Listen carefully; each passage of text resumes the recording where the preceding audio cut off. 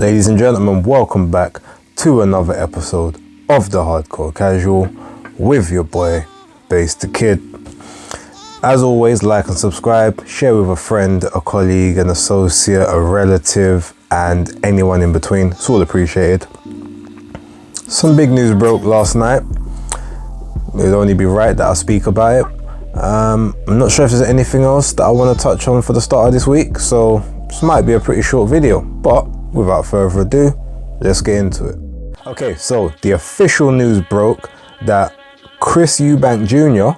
will fight Conor Benn at the O2 Arena on the 8th of October.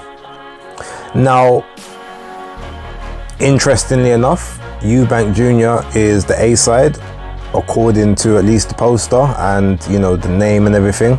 So it's not Ben versus Eubank, it's Eubank versus Ben. Interesting. Also, as we already knew, it's going to be on the DAZN pay-per-view. So that's yet another pay-per-view. I think we've got 5 overall in the space of the next, 7-8 weeks. Yeah, I'm not going to do the traditional game changed trope that people be bringing out these days, but it's getting a bit concerning. The whole point, I guess, of the DAZN was to be different from the other platforms that are, you know, sort of showing us their content, but, you know, needs must. Now, the one thing that I want to make sure this doesn't lead to is now every single fight that Conor Benn has is the DAZN pay-per-view. Like, he's now their next AJ, their next pay-per-view star. If he's in the upper echelon fights, you know, against, you know, a guy like Keith Thurman, who we'll talk about in a little while, or a Terence Crawford, or like an Errol Spence, Boots Ennis, you know, Stanionis, those kind of guys.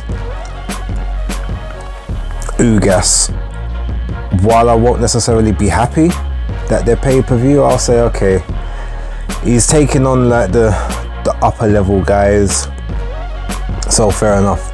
But if we get like a, you know, a Roberto Guerrero, or like a Mo Hooker, or even Blair Cobbs, now, as much as I want to see that fight, I'm not paying pay-per-view for it. So unless it's on the undercard or something else, then no. But my point being, I don't want this to be the start of Conor Benn's ascendancy to the pay-per-view realm, because I don't think he's a pay-per-view fighter at this point. And to be honest, neither is Chris Eubank Jr. The only reason this fight's on pay-per-view is because of the fathers and the name value that, you know, the rivalry has. So while I'm not happy about it, I get it. And ultimately, I think it also depends on what price point they put this at. Like, if this is one of those, or if you're a DAZN subscriber, it's $11.99, but if you're not, it's like $19.99 or something like that. Nah, or like if it's $40.99 if you're a subscriber, nah. Like, if this is like a $8.99 kind of thing, maximum $9.99 for the subscribers, all right, cool, I'll take that. Anything above that, I might have to question whether or not I'm going to purchase it. That being said, I may, you know, depending on what tickets are saying and when they come out and timing, I might actually have to, you know, look at some tickets, because I'm already kind of booked up in September. You know, I'm going to Shields versus Marshall on the 10th. Then I'm going Joe Joyce and Joseph Parker on the 24th. So maybe having this one on the 8th, like 2 weeks after that, might be stretching it a bit thin. Depends. I'm gonna have to see what the credentials are saying. But look, let me talk about the fight, as I've spoken about the negatives enough. So where's the positives in this? Well, the positives is this is going to generate a lot of interest within the country. It's almost, 29 years to the day of the second fight between Nigel Benn and Chris Eubank Sr. So with that sort of being in the minds, there's going to be a lot of nostalgic fans who want to see that and want to remember those glory days. And you know, their first fight was tremendous. Second fight was a bit more of a anticlimactic fight, But the intrigue is there because Nigel Benn never got his victory. Should have got his victory in the second fight, but he never got that. And obviously he got stopped in the first one. So the feud is like, well, it's not 1-1, it's not one apiece. It's like, it's technically, it's 1.5 to half. So, you know, Conor essentially is fighting to get that win back for his family. And I respect it. Now, a lot's being made about the weight classes obviously coming up, and technically I guess you say Conor's coming up two weight classes. If you look at the olden days, I mean, look, you had welterweight, then you had middleweight. So once you left the welterweight arena, you had to go to middleweight anyway. There was no super welter or no junior middle for you to do a pit stop at. Like, once you left 147, you went straight to 160. And a lot of people managed it. Now, what I will say is, like, Conor is a very small welterweight, but what I think a lot of people have to remember, and obviously I'm going to credit Danny from Fight Fan TV, because he did make this point in another chat, which obviously I knew, but it was something that it made me remember, so to speak, is that Conor Benn is very bottom heavy, which is a good trait to have. So even though he looks small on the top half of his frame, like, he's got a really solid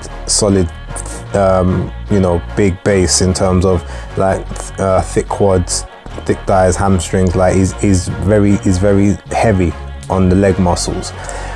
So that obviously leads to explosivity, but it also means that he carries a lot of his weight on the bottom half of his frame as opposed to his top half. So him looking smaller in comparison to a lot of other guys, he's actually not that much smaller, and he's not you know, he's not having to sort of eat his way to 147 or even to 154 or 160. Like, he naturally will still be a heavier guy. He just doesn't look like he could really be. I mean, I think he could still make 140 if he really wanted to, but I could imagine it being a very, very hard struggle, and I guess that he feels comfortable at 147. He says he walks around super middleweight level, so 168. So realistically, he's only going to be cutting just under a stone of weight for the 156 catch weight limit, which is what we're led to believe this is going to be at. Now, Chris Eubank Jr., obviously, this is going to be most taxing to him. I mean, he's said before that he only walks around at about 170. That's what he's said previously. Like, he said he's normally not far away from, like, he used to say that he used to have to eat himself to 168 to stay there. Now, obviously that was what, 5 years ago, when he was still in his 20s. Maybe the metabolism might have slowed down now, so it might not be as easy. But he's a lean character anyway. He's one of those guys, he doesn't necessarily put on a lot of weight, so he kind of stays in and around his natural-ish type weight. So maybe those extra 4 pounds might be a problem to come off of the frame. But I've got a feeling he'll be able to, he's got enough excess there where he can kind of make that fairly comfortably. Now, anyone who's watched like Monday Night Smoke and whatever would have seen, when was this? It was about 3 months ago, I think I said this, 3-4 months ago, that Benn and Eubank at a catch weight, I would favour Conor Benn, because ultimately it's going to be a lot more natural for him to fight closer to his natural weight and actually having to take weight off, and it might give him a little bit extra, whereas it's going to more than likely deplete Eubank. Now, while I'm not going to give any official predictions for now, I'm going to wait obviously until we get to the till we get to press conferences and, you know, sort of, you know, the fight week, see how both guys are looking, you know, see them on the scales, then I can kind of make my assessments. But like, technically and breakdown wise, I can see a lot of ways how Conor Benn can win this, but I don't see him being able to win this via decision, because early on I can see him being very explosive early on, but then with the little extra weight that he's got on, can he keep up the relentless pressure, a la like how his dad used to do for the 12 rounds? And can he tee off enough, or is he going to be looking for devastating shots so much that he starts to sort of tire out? Bearing in mind that he is the smaller guy, the shorter guy, shorter reach. Athleticism of the two will be fairly similar. Punch power, I'm not sure who's kind of got the edge in that. I might lean a bit towards Conor, especially with the fact that he's not taking anything out of his gas tank, he's adding to it. But I give him a very good chance to win this. But unless he's able to sustain a crazy output from start to finish, I can't see him being a points victory. So I feel like he's got 5 rounds to really get to work and take advantage of the fact that Eubank Jr. might be drained. Because after that, I'm not sure how much he will have left. And then if Eubank just sort of takes over, it could get a bit techie. I mean, I also wouldn't rule out a draw so that they could run it back a year and a half down the line or something, probably at proper middleweight level. But look, we'll get into all of that later on down the line. Overall, I think the fight's, it's not the fight either that any of us particularly wanted, but it is a fight that makes sense for both. It makes more sense for Conor than it does for Chris. But ultimately, Chris has been calling out welterweights for the last year and a half, and he's finally got his wish. He finally gets one of them. Now he has to deliver, because for him to lose against the smaller guy, that's basically career done. He has to win this fight, or this fight has to be a draw with some kind of controversy for him to keep any real credibility. Like Conor Benn loses nothing, win, lose or draw, unless he gets brutally knocked out within like 2 or 3 rounds or 4 rounds or something. Outside of that, like, his stock rises because he dared to be great. He went up 2 weight divisions. He took on the naturally bigger guy with the proper man strength, and he tried to avenge his father's legacy. He didn't quite make it this time, but he can come back. He's 25, he's got plenty of years left in him. Eubank, 32, turning 33, I think, towards the back end of this year, if I'm not mistaken. There's nothing else after this. Like, if you lose this, there is no payday left for you. Like, there is no Golovkin fight, there's no Yanni Beck fight, there's no Andrade fight. I don't even think you get away with the Billy Joe Saunders rematch. Like, it's literally sink or swim at this point. So that in itself will be interesting. I'll be very keen to see how that develops. But yeah, I mean, overall, good stuff. Pay-per-view aside, like I said, I'm going to see what I can do regarding tickets, seeing if maybe I can get a couple tickets down there, or I might have to delve into the little accreditations bag and see if I can draw anything out of there. But yeah, ultimately it's a good one, and the build-up is going to be great. That's what I'm interested in even now, more than the fight, if I'm totally honest.